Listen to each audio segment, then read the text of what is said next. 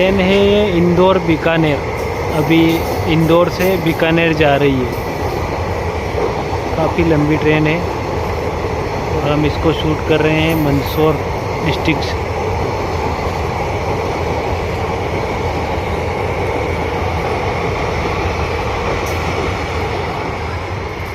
मिल गया सब green signal.